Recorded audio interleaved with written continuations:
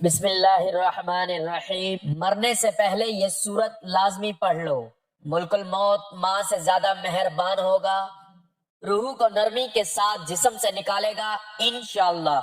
محترم ناظرین، مرنے سے پہلے اللہ تعالیٰ کی یاد میں ڈوب جانا، اس کی کتاب سے رابطہ قائم کرنا اور اپنی روح کو نور ایمان سے منور کرنا ہر مسلمان کا دلوں میں چھپا ہوا وہ خواب ہے جسے وہ اپنے آخری سانسوں تک پورا دیکھنا چاہتا ہے۔ جب انسان اپنی زندگی کی گہما گہمی خواہشات کی کشمکش اور مصروفیات کے گرد سے نکل کر موت کے سفر کی طرف نظر کرتا ہے تو اسے احساس ہوتا ہے کہ اصل سکون، اصل نجات اور اصل عزت صرف اللہ تعالیٰ کے کلام سے جڑی ہوتی ہے۔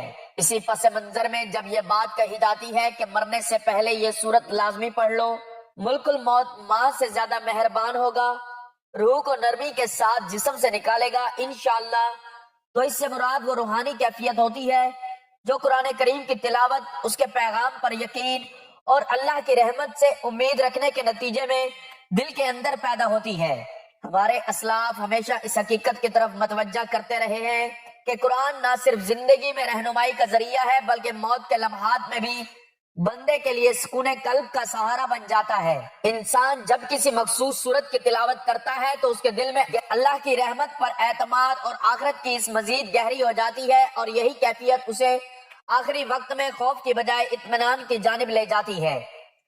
اس دنیا میں ماں کی محبت سب سے نرم، سب سے بے لوث اور سب سے تسکین بخش سمجھی جاتی ہے، اس لیے رحمت الہی کا ذکر جب اس محبت کے استعارے سے کیا جائے تو دل پر اس کا اثر اور بھی بڑھ جاتا ہے۔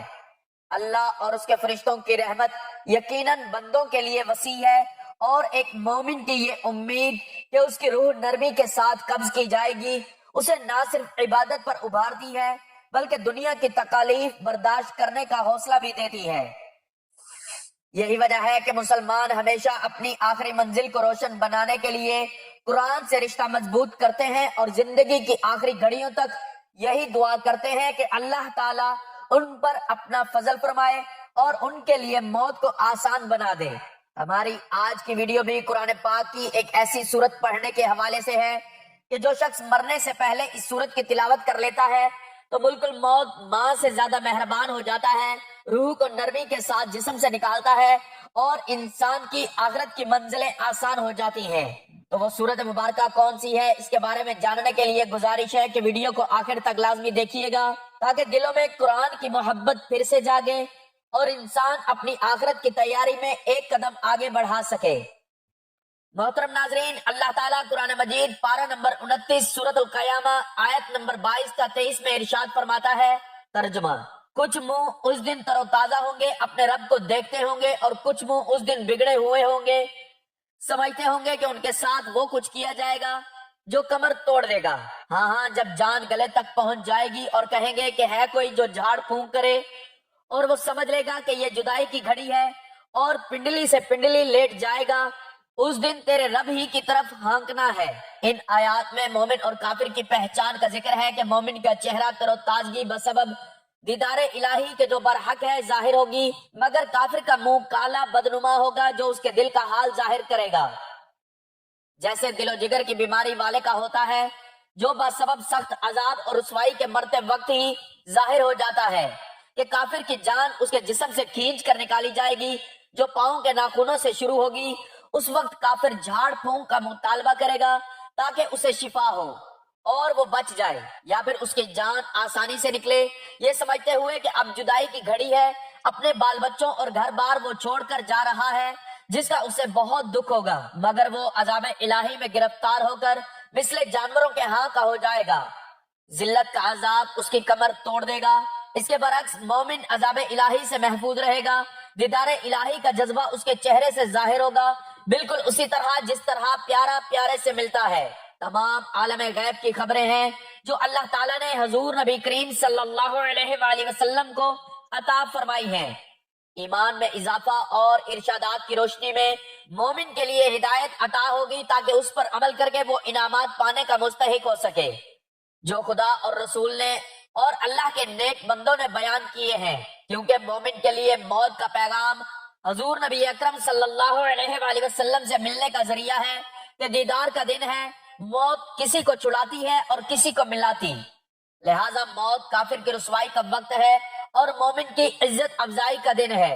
حضور نبی کریم صلی اللہ علیہ وآلہ وسلم نے فرمایا کہ پیر اور جمعرات کو لوگوں کے اعمال خدا کی بارگاہ میں پیش ہوتے ہیں، جمعہ کو ماں باپ پر ان کی اولاد کے اعمال پیش ہوتے ہیں، جب اہل قبور کو ان کے رشتہ داروں کے نیک اعمال کی اطلاع ملتی ہے تو ان کے چہرے خوشی سے کھل اٹھتے ہیں۔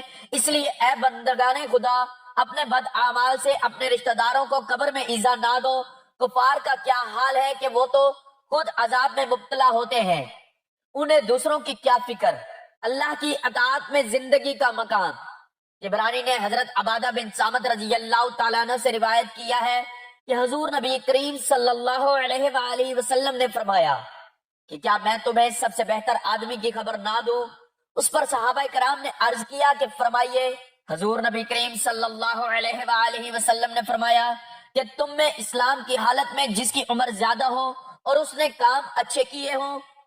احمد، ترمذی اور ابن ماجہ نے حضرت انس رضی اللہ تعالیٰ عنہ سے روایت کیا ہے کہ حضور نبی کریم صلی اللہ علیہ وآلہ وسلم ایک نوجوان کے پاس نزاع کے وقت تشریف لے گئے اور اس سے دریافت کیا کہ کیا حال ہے۔ اس نے بتایا کہ اللہ تعالیٰ سے ثواب کا امیدوار ہوں اور اپنے گناہوں سے ڈرتا ہوں۔ اس پر حضور نبی کریم صلی اللہ علیہ وآلہ وسلم نے فرمایا یہ دونوں چیزیں جس شخص کے دل میں جمع ہوں گی اللہ تعالیٰ اس کی امید بھر لائے گا اور اسے ڈر سے محفوظ رکھے گا۔ حضرت ابن مبارک نے حضرت ابن عباس رضی اللہ تعالیٰ عنہ سے روایت کیا ہے کہ جب تم کسی شخص کو نزاع میں دیکھو تو اسے تلقین کرو کہ اپنے رب سے ثواب و نجات کے لیے اچھا گمان رکھتے ہوئے ملے، اور جب کہ زندہ کو ملو تو اسے عذاب الہی سے ڈراؤ۔ حضرت ابن ابی شیبہ نے حضرت ابن مسعود رضی اللہ تعالیٰ عنہ سے روایت کیا ہے کہ رسول اللہ صلی اللہ علیہ وآلہ وسلم نے فرمایا کہ قسم ہے اس وحدہ لا شریک کی کہ بندہ اللہ سے جو اچھا گمان کرے خدا اسے پورا کرتا ہے۔ امام احمد اور طبرانی نے حضرت معاذ بن جبل رضی اللہ تعالیٰ عنہ سے روایت کیا ہے کہ رسول خدا صلی اللہ علیہ وآلہ وسلم نے کہا کہ اگر چاہو تو میں تم کو بتاؤں کہ اللہ تعالیٰ قیامت میں سب سے پہلے مومنوں سے کیا کہے گا اور مومن اس کا کیا جواب دیں گے۔ ہم نے عرض کیا یا رسول اللہ صلی اللہ علیہ وآلہ وسلم فرمائیے۔ آپ نے فرمایا کہ اللہ تعالیٰ فرمائے گا کیا تم میری ملاقات کو پسند کرتے ہو؟ تو جواب دیں گے ہاں۔ تو پوچھے گا کیوں؟ وہ عرض کریں گے کہ ہم نے تیرے خوف اور مغفرت کی امید پر ملاقات کو پسند کیا۔ اس پر اللہ تعالیٰ فرمائے گا تب میری مغفرت تمہارے لیے واجب ہو گئی۔ امام قرطبی نے روایت کیا ہے کہ نبی کریم صلی اللہ علیہ وآلہ وسلم نے ملک الموت سے سوال کیا کہ کیا آپ کے پاس کوئی قاصد ہے جن کو آپ نے آنے سے پہلے روانہ کر کے لوگوں کو بتا دیا ہوتا کہ لوگ ڈر جائیں؟ ملک الموت نے کہا کہ باخدا میرے لیے بہت سے قاصد ہیں، مثلا علامات بڑھاپے، مرض، کانوں اور آنکھوں کا متغیر ہو جانا تک لوگ نصیحت پکڑیں۔ جب وہ نصیحت نہیں پکڑتے تو میں ندا کرتا ہوں کہ یک کے بعد دیگرے میرے قاصد تمہارے پاس آئے تھے، اب میں خود آ رہا ہوں کہ میرے بعد اب کوئی قاصد نہ آئے گا۔ حضرت ابو ذر غفاری رضی اللہ تعالیٰ عنہ سے مروی ہے کہ انہوں نے فرمایا کہ رسول اللہ صلی اللہ علیہ وآلہ وسلم کا ارشاد ہے کہ قبروں کی زیارت کرو تاکہ آخرت یاد آئے، اور مردہ کو نہلاؤ کہ فانی جسم کو چھونا بہت نصیحت ہے، اور جنازہ کی نماز پڑھو تاکہ تم کو غمگین کرے، کیونکہ غمگین اللہ کے سایہ میں ہوتا ہے اور نیکی کا کام کرتا ہے۔ ابن اساکر نے ابن محبوشون سے روایت کیا ہے کہ انہوں نے کہا کہ میرے باپ محبوشون کا انتقال ہو گیا تو ہم نے ان کو تخت پر نہلانے کے لیے رکھا۔ جب غسل دینے کے لیے داخل ہوا تو اس نے دیکھا کہ ان کی ایک رگ حرکت کر رہی ہے جو ان کے قدم کے نچلے حصے کی تھی، تو ہم نے ان کو دفن نہ کیا۔ 3 دن کے بعد وہ اٹھ کر بیٹھ گئے اور کہا کہ ستو لاؤ۔ ہم نے ستو پیش کیا اور انہوں نے ستو پی لیا۔ ہم نے کہا کہ تمہارے ساتھ کیا ہوا؟ اس کی خبر ہمیں بھی دو۔ انہوں نے کہا کہ میری روح کو ایک فرشتہ لے کر آسمان دنیا میں پہنچا، اس نے دروازہ کھلوایا، دروازہ کھلا، اس طرح وہ ساتھ میں آسمان پر لے گئے۔ جب آسمان پر پہنچے تو فرشتے سے دریافت کیا گیا کہ تمہارے ساتھ کون ہے؟ اس پر انہوں نے کہا کہ ابھی تو اس کا وقت نہیں ہوا ہے، ابھی اس کی عمر اتنی باقی ہے۔ پھر میں نیچے آیا تو حضور نبی کریم صلی اللہ علیہ وآلہ وسلم اور ان کے ہمراہ حضرت ابوبکر صدیق رضی اللہ تعالیٰ عنہ اور حضرت عمر فاروق رضی اللہ تعالیٰ عنہ کو دائیں بائیں پایا، اور حضرت عمر بن عبدالعزیز کو ان کے سامنے پایا۔ میں نے اپنے ساتھ والے فرشتے سے دریافت کیا کہ یہ کون ہے؟ اس نے جواب میں کہا کہ ان کو پہچانتے نہیں؟ میں نے کہا کہ اپنے علم کو پختہ کرنا چاہتا ہوں۔ اس نے جواب دیا کہ یہ عمر بن عبد العزیز ہے۔ میں نے کہا کہ یہ حضور نبی کریم صلی اللہ علیہ وآلہ وسلم سے بہت زیادہ قریب ہیں۔ اس نے جواب دیا کہ کیوں نہ ہو، انہوں نے ظلم اور جبر کے زمانے میں حق و انصاف پر عمل کیا ہے، اور حضرت ابوبکر صدیق رضی اللہ تعالیٰ عنہ اور حضرت عمر فاروق رضی اللہ تعالیٰ عنہ نے حق کے زمانہ میں حق عمل کیا۔ ابن مندہ نے کتاب الارواح میں بسند مجاہد سے روایت کی ہے کہ حضور صلی اللہ علیہ وآلہ وسلم نے فرمایا کہ جب مومن کی موت کا وقت ہوتا ہے تو ایک فرشتہ اچھی صورت میں خوشبودار مہک کے ساتھ آتا ہے، وہ روح قبض کرنے کے بعد بیٹھ جاتا ہے، اس کے ساتھ دو فرشتے ہوتے ہیں، وہ جنت کی خوشبو اور کفن لاتے ہیں اور اس سے دور بیٹھ جاتے ہیں۔ جب ملک الموت روح نکالتا ہے تو دونوں فرشتے اس سے روح لے لیتے ہیں، جنت کی خوشبو لگا کر کفن میں رکھ کر جنت کی طرف لے جاتے ہیں۔ آسمان کے دروازے اس کے لیے کھول دیے جاتے ہیں اور آسمان کے فرشتے اس کو دیکھ کر خوش آمدید کہتے ہیں۔ وہ اس کا اچھا نام لے کر پوچھتے ہیں کہ کس کی روح ہے، اور ان کو بتایا جاتا ہے کہ فلاں بن فلاں کی روح ہے۔ وہ جس آسمان پر پہنچتا ہے اس کی عزت افزائی ہوتی ہے، مقربین فرشتے ساتھ ہو کر عرش الہی کے نیچے اسے رکھ دیتے ہیں، اس کے اعمال علیون سے نکالے جاتے ہیں، اور خدا تعالیٰ ان فرشتوں کو گواہ بنا کر اعلان کرتا ہے کہ اس عمل والے کی مغفرت فرما دی جائے، اور اس کی کتاب کو مہر لگا کر علیون میں رکھ دیا جاتا ہے۔ پھر خدا تعالیٰ کا حکم ہوتا ہے کہ میرے بندے کی روح کو زمین کی طرف لے جاؤ، اور میرا وعدہ ہے کہ میں اس کو اسی مٹی سے اٹھاؤں گا۔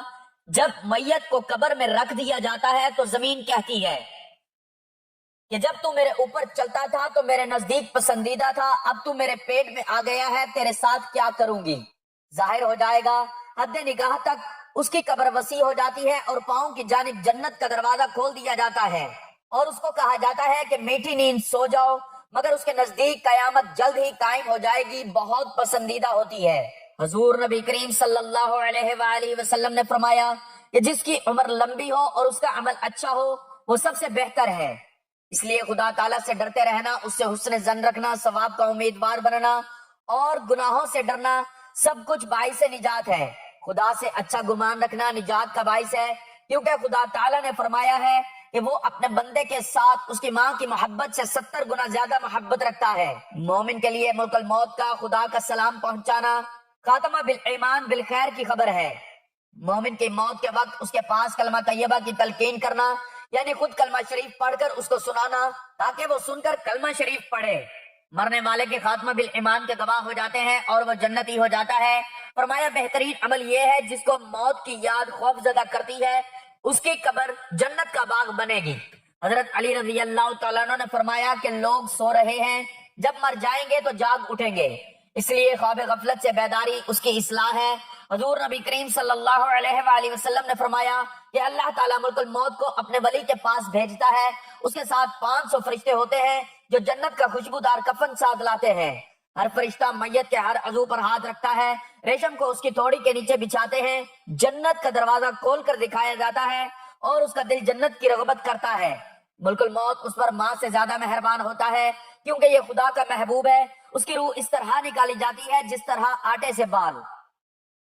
فرشتے کہتے ہیں کہ سلامتی سے جنت میں داخل ہو، الغرض آسمان کا ہر وہ دروازہ جس سے اس کا عمل چڑھتا تھا، وہ رزق نازل ہوتا تھا، 40 روز تک روتا ہے، مگر کافر کے لیے نہ آسمان روتا ہے نہ زمین، جیسا کہ ارشاد خدا بندی ہے، پھر آسمان اور زمین ان پر نہیں روئے۔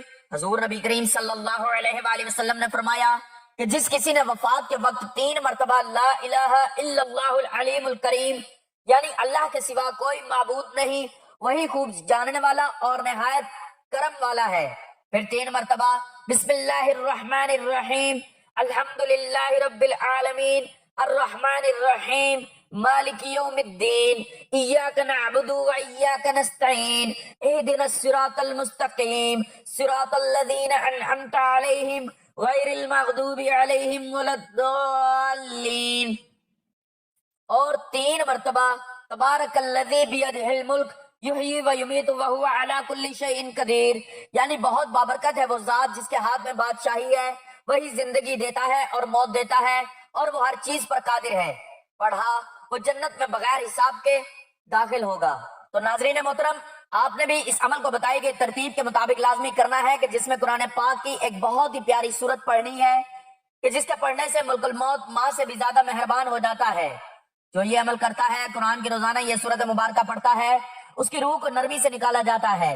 حضرت جبرائیل علیہ السلام ان کی روح کے استقبال کے لیے 70,000 فرشتوں کے ساتھ آتے ہیں، اور اللہ تعالیٰ فرماتا ہے کہ اس کو جنت میں لے جاؤ۔ تو آپ نے اس عمل کو حالت نزاع سے پہلے لازمی کر لینا ہے، کیونکہ اس عمل کو کرنے والے کی بخشش ہو جاتی ہے اور مرنے کے بعد وہ بغیر حساب کے جنت میں داخل ہو جاتا ہے۔ اس عمل کو کرنے کے لیے سب سے پہلے آپ نے حضور پاک صلی اللہ علیہ وآلہ وسلم کی ذات اقدس پر درود پاک کا نذرانہ پیش کرنا ہے۔ ثواب کے طور پر ایک مرتبہ میرے ساتھ بھی درود پاک پڑھ لیں۔ اللہم صلی علی محمد وعلی آل محمد کما صلیت علی ابراہیم وعلی آل ابراہیم انکا حمید مجید۔ اللہم بارک علی محمد وعلی آل محمد کما بارکت علی ابراہیم وعلی آل ابراہیم انکا حمید مجید۔ درود پاک پڑھنے کے بعد آپ نے حضور صلی اللہ علیہ وآلہ وسلم کا بتایا ہوا یہ عمل پڑھنا ہے۔ اس میں قرآن پاک کی وہ عظیم سورت بھی ہے۔ تو آپ نے سب سے پہلے 3 مرتبہ لا الہ الا اللہ العلیم الکریم، یعنی اللہ کے سوا کوئی معبود نہیں، وہی خوب جاننے والا اور نہایت کرم والا ہے۔ پھر 3 مرتبہ سورۃ الفاتحہ، بسم اللہ الرحمن الرحیم، الحمدللہ رب العالمین، الرحمن الرحیم، مالک یوم الدین، ایاک نعبد و ایاک نستعین، اہدنا الصراط المستقیم، صراط الذین انعمت علیہم غیر المغضوب علیہم ولا الضالین۔ اور 1 مرتبہ آپ نے سورۃ الملک، یعنی تبارک الذی بیدہ الملک وہو علی کل شیء قدیر، یعنی بہت بابرکت ہے وہ ذات جس کے ہاتھ میں بادشاہی ہے، وہی زندگی دیتا ہے اور موت دیتا ہے اور وہ ہر چیز پر قادر ہے۔ آپ نے اس سورت مبارکہ کی 1 مرتبہ تلاوت کر لینی ہے، اور آخر میں آپ نے 3 مرتبہ ہی پہلا کلمہ پڑھ لینا ہے، لا الہ الا اللہ محمد الرسول اللہ۔ ترجمہ: اللہ کے سوا کوئی معبود نہیں، محمد صلی اللہ علیہ وآلہ وسلم اللہ کے رسول ہیں۔ حضور نبی کریم صلی اللہ علیہ وآلہ وسلم نے فرمایا کہ دنیا میں موت کی یاد میں جب ولی کی روح نکل جاتی ہے، 500 فرشتے اس کے پاس کھڑے ہوتے ہیں۔ جب لوگ اس کو پہلو پر لٹانا چاہتے ہیں، یہ فرشتے اسے پہلے ہی لٹا دیتے ہیں۔ لوگوں کے کفن پہنانے سے پہلے اسے کفن پہنا دیتے ہیں، خوشبو لگانے سے پہلے خوشبو لگا دیتے ہیں۔ اس کے گھر سے قبر تک 2 قطاریں فرشتوں کی کھڑی ہو جاتی ہیں، اس کے لیے استغفار پڑھتے ہیں۔ یہ قدر و منزلت دیکھ کر شیطان چیختا ہے جب ملک الموت اس کی روح کو آسمان پر لے جاتے ہیں۔ حضرت جبرائیل علیہ السلام 70,000 فرشتوں کے ساتھ اس کا استقبال کرتے ہیں اور اس کو بشارت دیتے ہیں۔ جب ملک الموت اس کو لے کر عرش پر پہنچتا ہے، وہ روح خدا کی بارگاہ میں سجدہ ریز ہو جاتی ہے، اور خدا تعالیٰ کی بارگاہ سے حکم ہوتا ہے کہ اس کو جنت کے باغوں میں اور نعمتوں کی طرف لے جاؤ۔ عالم برزخ کے متعلق کتاب کا مطالعہ کرنے سے بڑے بڑے واقعات ظاہر ہوتے ہیں۔ ان کو اس لیے پیش کیا جا رہا ہے تاکہ اہل ایمان جہاں اس کے مطالعے سے فائدہ اٹھائیں، وہاں نبی کریم صلی اللہ علیہ وآلہ وسلم پر ایمان لائیں۔ یاد رکھیں کہ ملک الموت بھی ایک فرشتہ ہے جس کا سردار حضرت جبرائیل علیہ السلام ہے، اور جب حضرت جبرائیل علیہ السلام حضور نبی کریم صلی اللہ علیہ وآلہ وسلم کے مقام کو نہ جان سکے اور سدرۃ المنتہا پر رک کر وہیں کے ہو گئے، تو خدا کے رسول صلی اللہ علیہ وآلہ وسلم نے معراج کی رات حضرت جبرائیل امین علیہ السلام سے کہا کہ اے جبرائیل، مجھے گھر سے لا کر خود راستے میں رک گئے، کیا وجہ ہے؟ ابھی تو سفر باقی ہے اور آگے ہے۔ تو حضرت جبرائیل امین علیہ السلام نے عرض کی کہ یہ میرا آخری مقام ہے، اس سے آگے بال بھر بھی بڑھوں گا تو میرے یہ پر تجلیات الہی سے جل جائیں گے۔ معلوم ہوا کہ ماتحت عملہ میں ملک الموت کا حال بھی اس سب کو معلوم ہے۔ حضور نبی کریم صلی اللہ علیہ وآلہ وسلم کا مقام لامکاں کعبہ قوسین کے مقام پر، یعنی جہاں پر 2 کوس کا فاصلہ تھا اور کوس کا دائرہ ایک حصہ ہے، تو خدا تعالیٰ کے نور کے دائرہ اور نبی کریم صلی اللہ علیہ وآلہ وسلم کے نور کے دائرہ کی قوسین یہاں مل گئی، بلکہ اعلیٰ و ادنا یعنی اس سے بھی کم کہ قوسین آپس میں کٹ گئی، اور خدا تعالیٰ کے نور نے حضور کے نور کو اپنے اندر ایسے لے لیا جس طرح کے دائرہ کے اندر نقطہ کا مقام ہے۔ تو وہاں حضور اقدس صلی اللہ علیہ وآلہ وسلم نے خدا تعالیٰ کا دیدار کیا، اور سورۃ النجم میں خدا تعالیٰ نے فرمایا کہ حضور صلی اللہ علیہ وآلہ وسلم نے اس طرح ٹکٹکی باندھ کر خدا تعالیٰ کا دیدار کیا کہ آنکھ نہ پھری نہ جھپکی اور دل بھی ہوش میں رہا، اور جو آنکھ نے دیکھا اس کی تصدیق کرتا رہا۔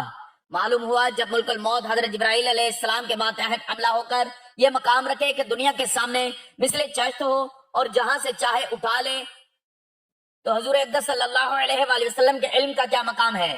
لہذا عالم برزخ کے حالات سے باخبر ہو کر کلمہ گو کو چاہیے کہ وہ حقیقت کو نہ جھٹلائے، بلکہ اپنی تیاری کرے کہ ایک دن اس نے بھی موت کا ذائقہ چکھنا ہے۔ اللہ تعالیٰ سے دعا ہے ہم سب مسلمانوں کا خاتمہ بالخیر فرمائے اور مرتے وقت کلمہ طیبہ پڑھنے کی توفیق عطا فرمائے۔ دعا ہے کہ اللہ تعالیٰ میرا سنانا اور آپ کا سننا اپنی بارگاہ میں قبول و منظور فرمائے، آمین۔ ناظرین، گزارش ہے کہ اللہ تعالیٰ کے 99 ناموں میں سے کوئی ایک نام لکھ کر کمنٹس میں ضرور شیئر کریں۔ اللہ تعالیٰ ہم سب کا حامی و ناصر ہو، آمین، جزاک اللہ۔